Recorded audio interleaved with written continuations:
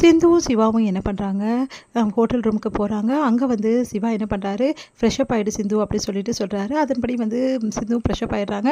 சிவா வந்து கிளம்புற, டாக்டர் இப்போ நீ போயே ஆகணுமா, நான் அதுக்கு தான் சொன்னேன் நீ வராத என் கூட, நான் சொன்னால் கேட்குறியா, பத்திரமா இங்கே இரு அப்படி சொல்லிட்டு கிளம்பிடுறாரு. இங்கே வந்து சிந்து வந்து ரொம்ப போர் அடிக்குது அவங்களுக்கு, சாப்பாடு வந்து இங்கே குத்துருவாங்க, நீ கவலைப்படாமல் இரு பத்திரமா இருன்னு சொல்லிட்டு போயிடுறாரு.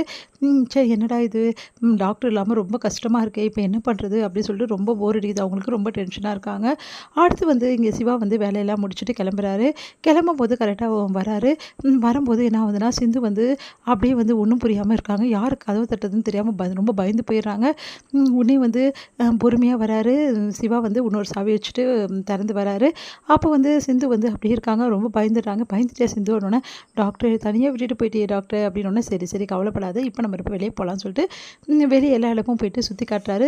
சிந்துவோட வெகுளித்தனமும் அதுக்கப்புறம் அவங்க பேசுகிற பேச்சு அழகாக வந்து அவங்க சுற்றி பார்க்குறது எல்லாத்தையுமே வந்து சிவா வந்து அவ்வளோ அழகாக ரசிக்கிறாரு. அவ்வளோ சந்தோஷமாக இருக்கார். சிந்து கூட அவங்க பேசிகிட்டு சந்தோஷமாக இருக்கார்.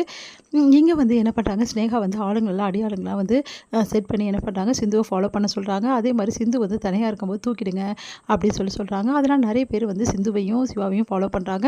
இங்கே வந்து சிந்து வந்து சொல்கிறாங்க சிவா கிட்ட, டாக்டர் நம்மளை யாரோ வந்து பின்தொடர மாதிரி எனக்கு தோணுது டாக்டர் அப்படின்னு. இங்கே யார் இருக்க போகிறா சிந்து, இங்கெல்லாம் நம்மளுக்கு தெரிஞ்சவங்களே யாருமே கிடையாது, நீ ஏன் இப்படி பயப்படுற அப்படின்னு. இங்கே நிறைய பேர் இருக்காங்கல்ல, நம்ம ஊர் மாதிரி கொஞ்சம் பேர் கிடையாது, இங்கே நிறைய பேர் இருக்கிறதால உனக்கு அப்படி இருக்குது அப்படின்ற மாதிரி சொல்லிடுறாரு. சரி டாக்டர் நீ சொன்னால் சரிதான் அப்படின்ற மாதிரி சிந்துவும் சொல்கிறாங்க. இங்கே வந்து என்ன பண்ணுறாரு, ஆறுமுகம் வந்து ரொம்ப மனசு கஷ்டத்தோடு இருக்கார். அப்போ வந்து நம்ம என்ன பண்ணுறாங்க, பைரவி வராங்க. என்ன ஆறுமுகம் அப்படின்னு. இல்லை நஷ்டத்துக்கு வந்து வியாபாரம் பண்ணதான் மனசு கஷ்டமாக இருக்குது, இது வரைக்கும் இப்படி நடந்ததே இல்லை பைரவி அப்படின்னு. இதெல்லாம் எனக்கு புது மாதிரியாக இருக்குது அப்படின்னு சொல்கிறாரு. சரி இங்கே வா, உனக்கு ஒரு முக்கியமான விஷயத்தை காட்டுறதான் கூப்பிட்டேன் அப்படின்னு. என்ன விஷயம் அப்படின்னு லேப்டாப் எடுத்துகிட்டு வராங்க. இப்போது உன்னோட அந்த வாழைத்தாரு அது என்னென்ன பண்ண அந்த பிஸ்னஸ் எல்லாமே இதில் அப்லோட் பண்ணியிருக்கேன், இங்கே பார்த்தியா அப்படி சொல்லிட்டு காட்டுறாங்க. இங்கே பாரு எவ்வளோ வாண்டட் இருக்குன்னு சொல்லிட்டு அப்படின்னு சொல்லிட்டு நிறைய விஷயம் பிஸ்னஸ் பற்றியும், அதில் எப்படி வந்து நம்ம வந்து ஆன்லைன் பிஸ்னஸ் பண்ணலாம், அதுக்கப்புறம் எப்படி வெளியே ஆளுங்கிட்டலாம் வந்து அவர் வந்து பண்ணணும் பிஸ்னஸ், அது எல்லாமே வந்து அழகாக சொல்லித்தராங்க நம்ம பைரவி. அதெல்லாம் கேட்க கேட்க ஆர்வமாக இருக்குது நம்ம வந்து ஆறுமுகத்துக்கு.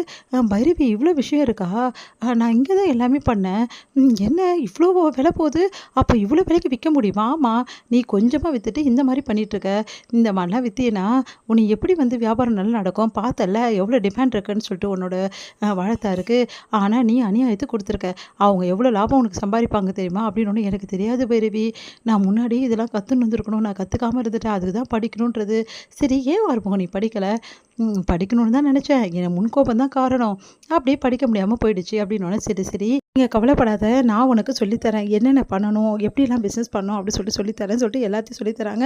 அதெல்லாம் கேட்டு ஆறுமுகம் ரொம்ப இம்ப்ரெஸ் ஆகிடுறாரு. உடனே அவங்க அம்மா கிட்டே போய், அம்மா எனக்கு இதுக்கப்புறம் கவலையே இல்லைம்மா அப்படின்றாரு. அதுக்கிட்ட என்னடா ஆறுமுகம் அப்படின்னு. நாள் வியாபாரம் பண்ண முடியாமல் இங்கே இருக்கிற சரக்கும் வந்து போகாமல் எவ்வளோ கஷ்டப்பட்டேன், ஆனால் இப்போ தான் தெரியுது இதில் எவ்வளோ கடல் மாதிரி இருக்குன்னு சொல்லிட்டு.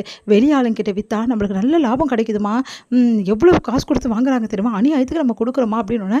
என்னடா சொல்கிற, ஆமாம்மா பைரவி தான் எல்லாமே எனக்கு சொல்லி கொடுத்தா, இப்போ பார்த்தியா எல்லா விஷயமும் எனக்கு நான் கொஞ்சம் கொஞ்சமாக தெரிஞ்சுக்கிறேம்மா, பைரவி இருக்கும்போது எனக்கு கவலையே இல்லைம்மா, அவள் எனக்கு எல்லாமே வந்து உதவி பண்ணுறாமா அப்படின்னு. நிஜமாவாடா, உண்மையிலே பைரவி வந்து நல்ல பொண்ணுடா அப்படி சொல்லிட்டு பாராட்டிட்டு இருக்காங்க.